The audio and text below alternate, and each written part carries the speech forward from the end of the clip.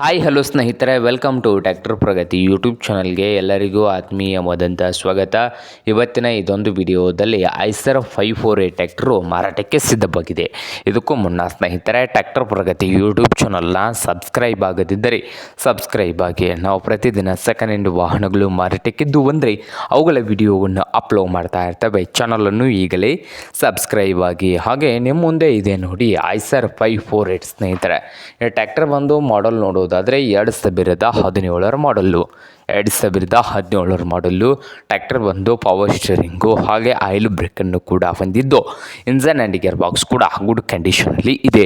ಹಾಗೆ ಈ ಐಸರ್ 548 ಟ್ರ್ಯಾಕ್ಟರ್ನ ಮಾರಾಟದ ಪ್ರೈಸು 3,20,000 ಓನರ್ ಹೇಳ್ತಾ ಇದ್ದಾರೆ.